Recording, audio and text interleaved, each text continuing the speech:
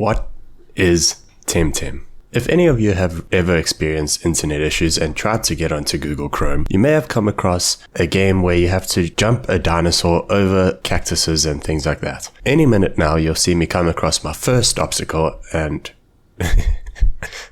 I'm just kidding. That is not the game. Hey everyone, my name's Wesley, and welcome to Temtem. Temtem is a brand new game from Crema, which falls under the monster collecting genre.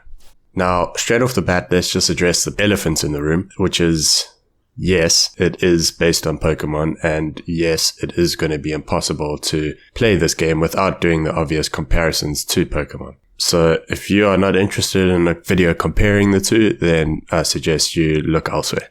For those of you sticking around, let's get started with the Temtem themselves. Much like other games in this genre, Temtem come in many different shapes and sizes. Temtem can have different genders, which is useful for breeding later on in the game.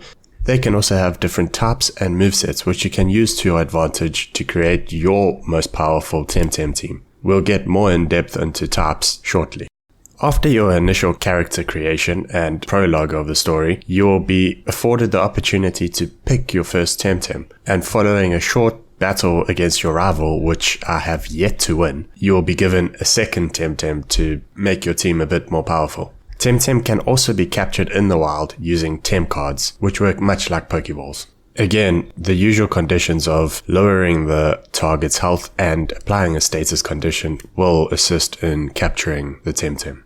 If luck is on your side, you could also come across a Luma Temtem, which is a color variant of the original Temtem, so keep your eyes out for that. Next we move on to types. There are currently 12 types in the game, each having its own attacking strengths and weaknesses and defensive strengths and weaknesses. As you can see from the image on screen, much like other games in this genre, attacking a Temtem which is defensively weak to your type will result in doubling the damage, while attacking a Temtem which is defensively strong against your type will halve the damage, so use this to your advantage in battle.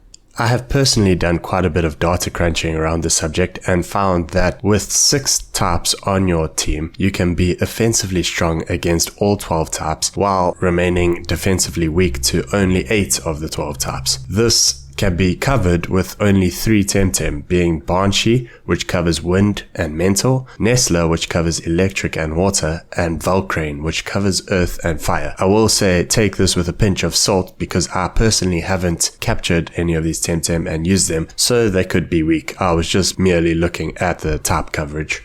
Next we move on to battles. Temtem has put its own spin onto the battle system involved in the monster collecting genre by introducing the stamina system. Instead of a move having a certain amount of times you can use it in a battle, your Temtem starts the battle off with stamina. Each move uses up a certain amount of stamina depending on its strength or use. Once the stamina is depleted, you can no longer use those moves and your Temtem basically skips a turn by waiting, or you could use an item during that turn. This introduces a new sense of strategy to the battle, where you need to plan your moves ahead of time in case you need to use a stronger move to take out a particularly difficult Temtem.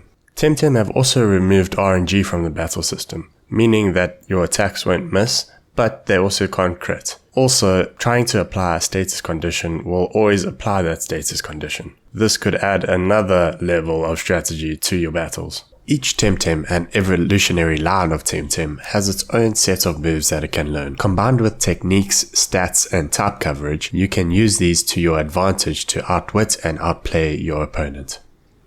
Next we move on to breeding.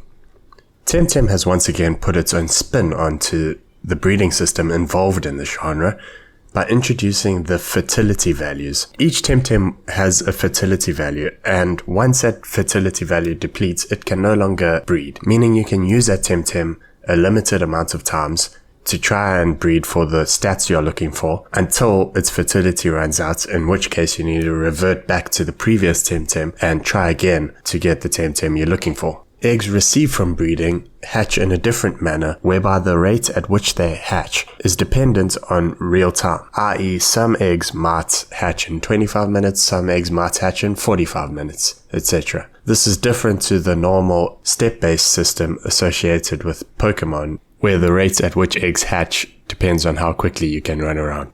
The final topic I'm going to cover is the world of Temtem. Temtem is set in the floating island archipelago of Omninesia. I think I pronounced that right. At the release of Early Access, there will only be 3 islands available and a limited amount of Temtem, but later at full release, additional islands and Temtem will be added to the game. The story involves you traveling around the islands trying to stop Clan Balsoto from completing their plan of taking over and ruling Omninesia. Along the way, you'll battle dojo leaders, which is the same as the normal gym system, and collect Temtem to become the best Temtem trainer you can be.